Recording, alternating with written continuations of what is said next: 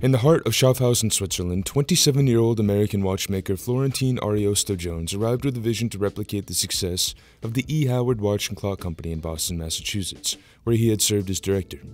Hellbent, he was determined to intertwine his own legacy with the currents of the Rhine River, whose flow had shaped the course of civilizations for millennia. His arrival would set the stage for the birth of one of the world's most legendary watchmakers in 1868, IWC Schaffhausen.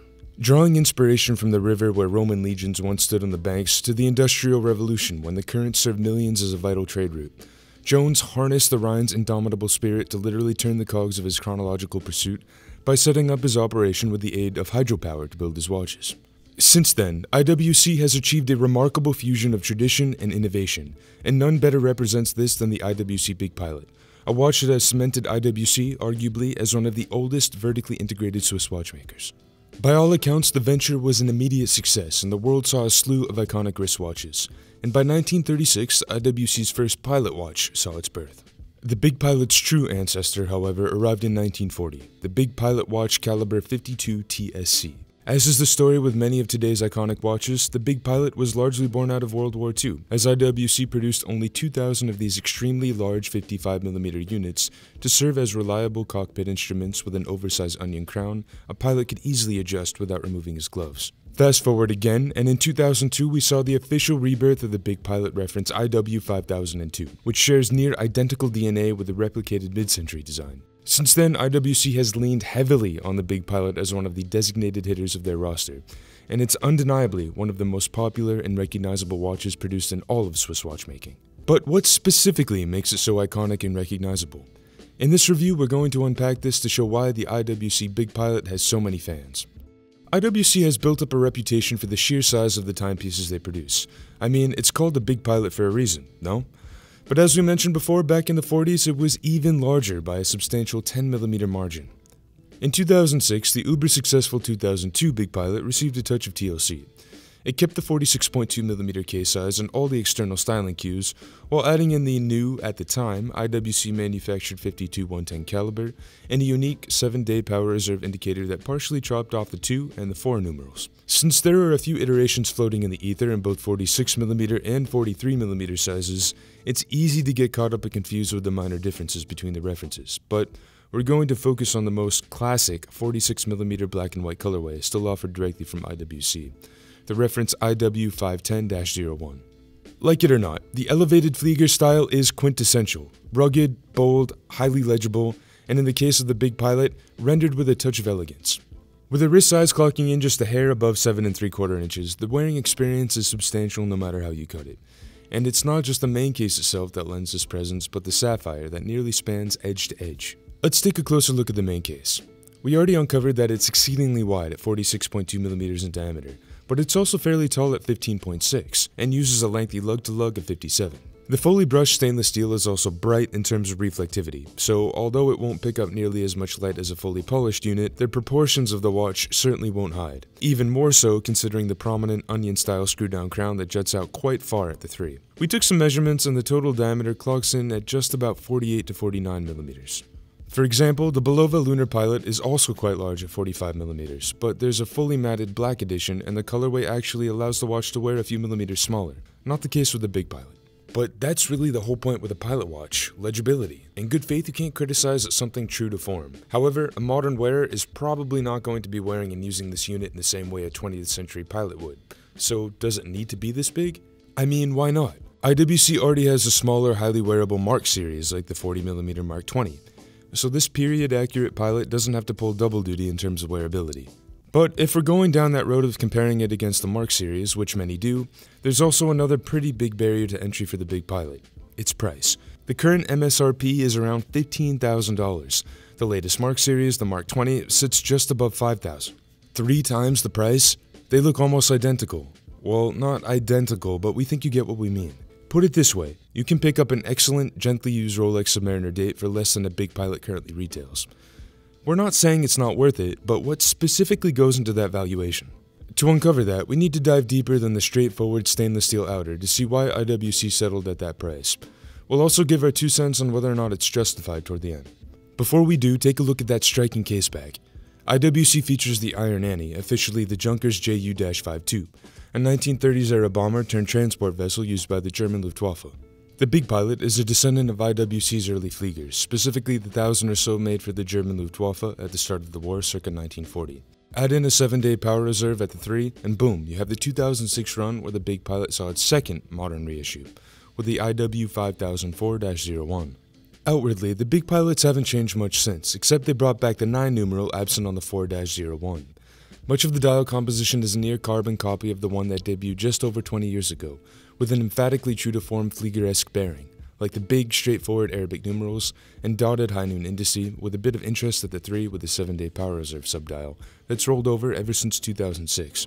Like the Mark 20, the view through the Sapphire is one of the best we've ever seen. IWC is at the top of their game with the execution of the crystal, as it maintains very little reflective properties for how massive the dial stands.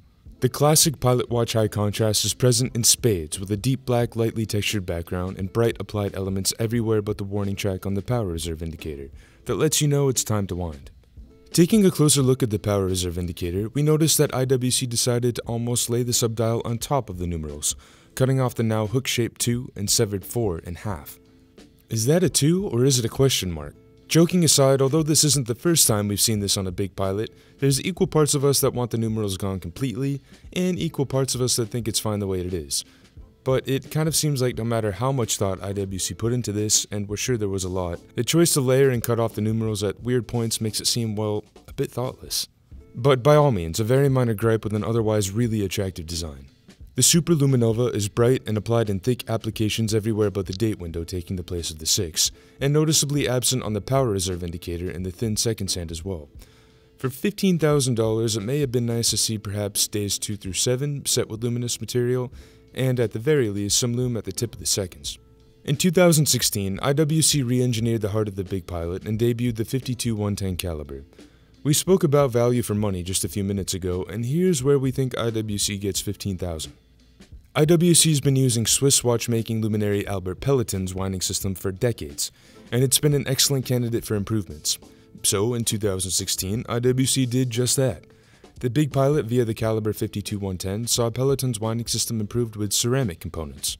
Watchmaking at its core is all about the most efficient way to produce, transfer, and store energy. Like any other machine, it's physics. IWC's technical ceramics are stronger and lighter than traditional metallic components, usually stainless.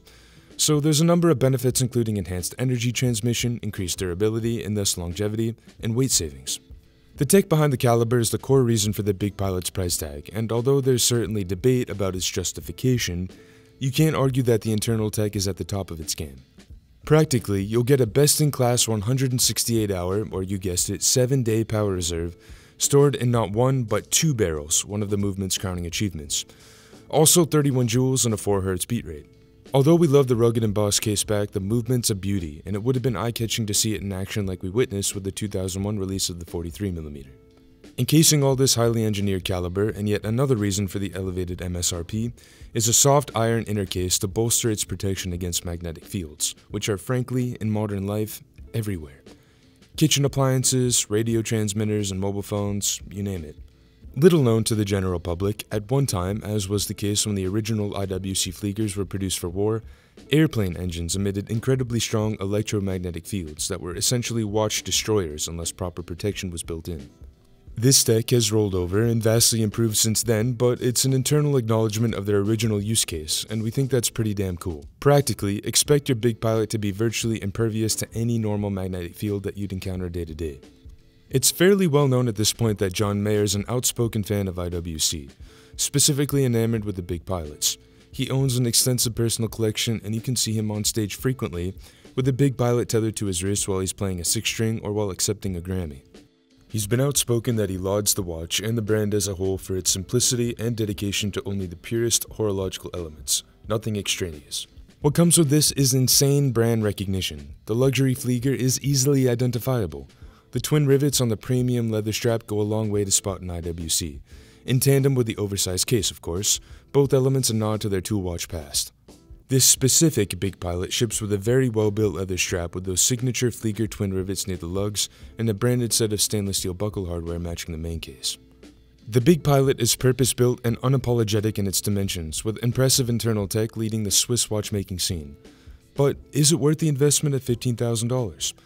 Logically, you'd have to look at other Flieger-inspired luxury pilot watches and come to this conclusion for yourself by process of elimination. Luckily, we already have you covered. If you haven't checked out our best pilot watch guide, we suggest starting there. If you don't happen to have $15,000 to drop on a Big Pilot yet, there are plenty of other and cheaper fish in the sea. The space is extensive, and you'll find a great pilot watch, or even more specific, a great Flieger at virtually any price tier, even from dedicated German brands like Stova or Laco, with rich history offering true-to-form units under $500. So as always, let us know what you think of the Big Pilot. Is it worth the investment? How does it stand up against IWC's Mark series in terms of value? We'd love to hear your thoughts.